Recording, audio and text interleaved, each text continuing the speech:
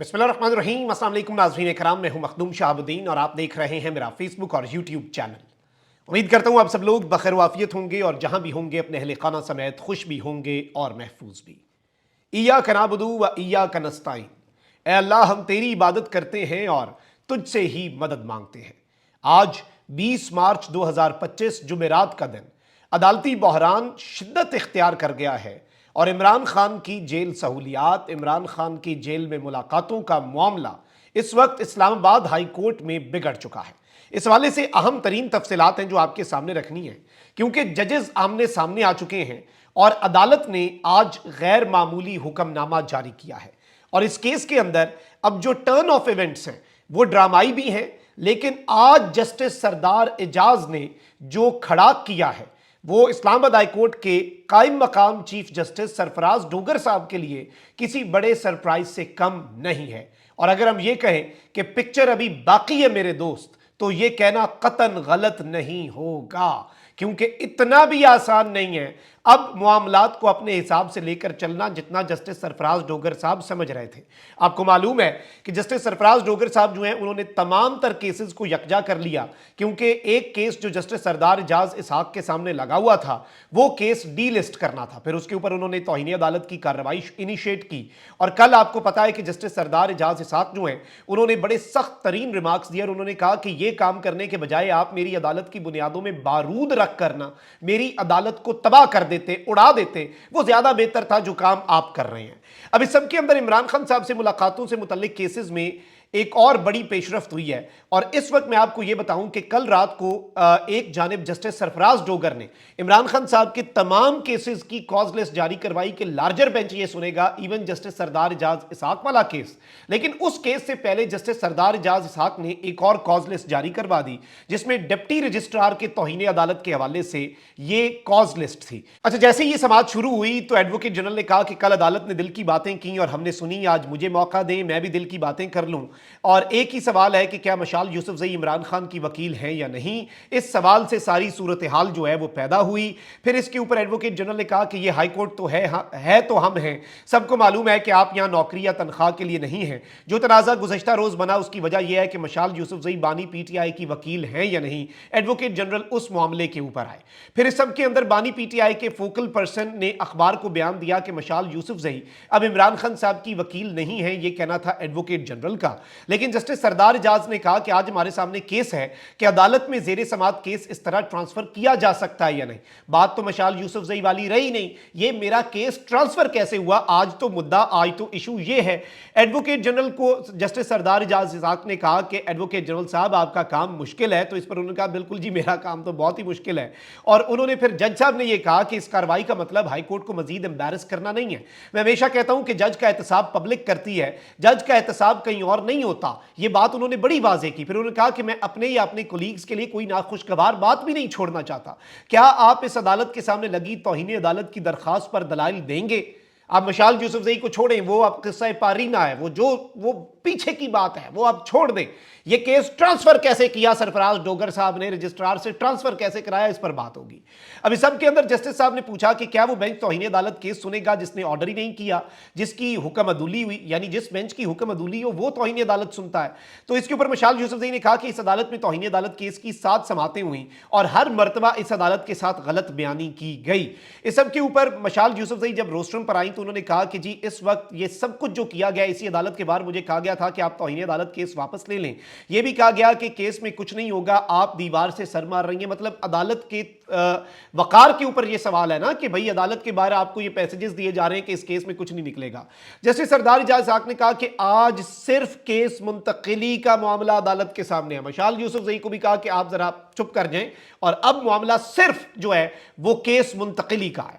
अब इस सब के अंदर अहम ऑब्जर्वेशन है कि मुझे इस इशू पर एक फाइनल जजमेंट लिखनी है। अब ये जो चीज है ना ये बड़ी दिलचस्प है। फाइनल जजमेंट, ये जस्टिस सरफराज डोगर पे चार्जशीट हो सकती है जजमेंट, एग्जैक्ट वही काम हो रहा है जो जस्टिस याहिया अफरीदी के ऊपर तौहीन अदालत के हवाले से जस्टिस मंसूर अली शाह साहब ने कहा कि क्या मुझे तौहीन अदालत इनिशिएट करनी चाहिए। लेकिन अब एक और चीज ये हो सकती है कि क्या जस्टिस सरदार एजाज साख जो हैं वो इस्लामाबाद हाई कोर्ट के कायम मकाम चीफ जस्टिस, जिनके ऊपर उनके अपने हाई कोर्ट के जजेस एतमाद नहीं करते और उनके खिलाफ सुप्रीम कोर्ट रुजू कर चुके हैं, क्या उनके खिलाफ कार्रवाई इनिशिएट करेंगे।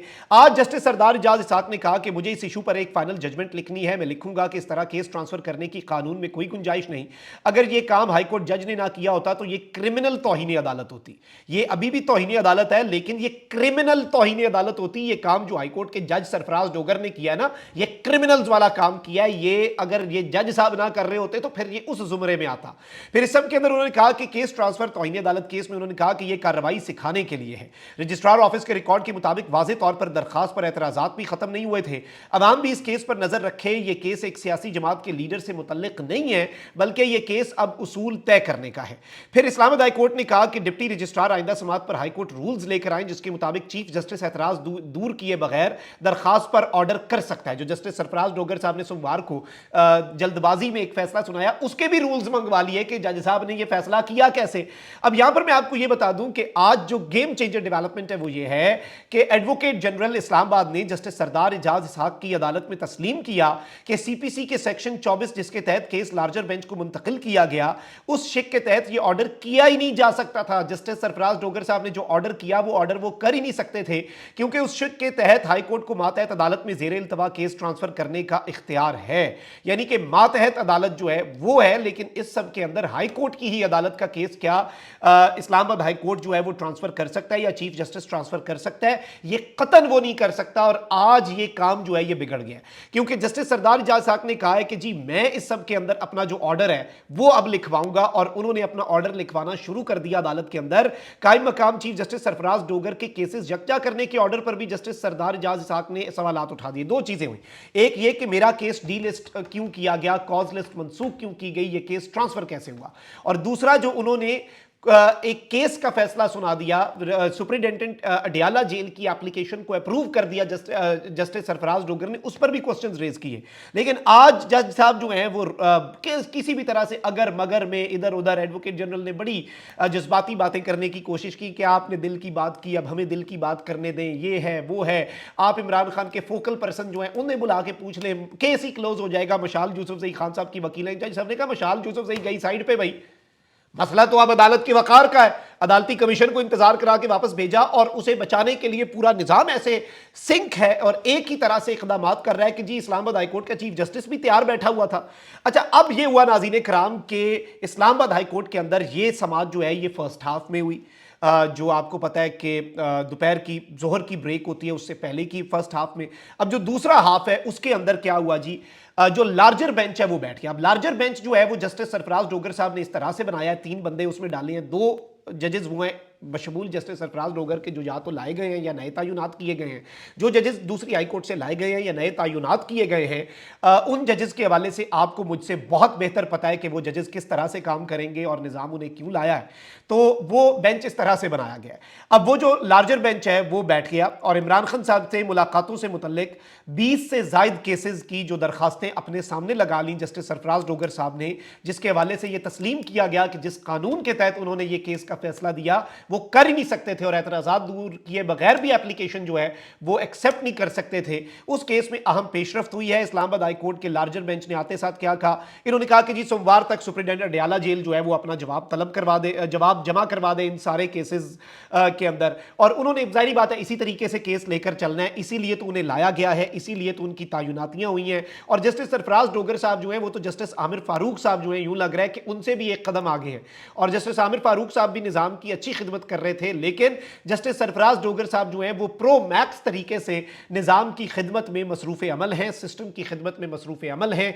एक ऐसा जज जो हल्फ उठाए बगैर सीनियर प्यूनी जज बन गया और उसकी वजह से फिर कायम मकाम चीफ जस्टिस बन गया। सीनियरिटी का मामला जिसका अभी भी ज़ेरे इल्तवा है, जिसकी अपनी हाई कोर्ट के सबसे इंपॉर्टेंट जजेस जो हैं वो उसके ऊपर एतमाद नहीं करते और वो कहते हैं कि इसे वापस भेजो लाहौर हाई कोर्ट के अंदर, या फिर ये जूनियर मोस्ट जज होगा, ये सीनियर मोस्ट जज नहीं होगा। वो जज इस तरह के जब फैसले देता है तो उससे ये साबित होता है कि उस जज को क्यों लाया गया और क्यों इस सिस्टम ने उस जज को एज सून एज पॉसिबल फुर्ती के अंदर इस्लामाबाद हाई कोर्ट में टॉप पर बिठाया। लेकिन ये याद रखिएगा कि पिक्चर अभी बाकी है। जस्टिस सरदार एजाज इसहाक का जो फैसला आना है, जो आज की समात के अंदर हमें समझ लग गई है कि फैसला क्या आना है, that decision is going to be a charge sheet on acting chief justice Islamabad high court justice Sarfraz Dogar. Justice Sarfraz Dogar पर बड़ी चार्जशीट होने जा रही है। अपना बहुत ख्याल रखें। निगमान पाकिस्तान जिंदाबाद।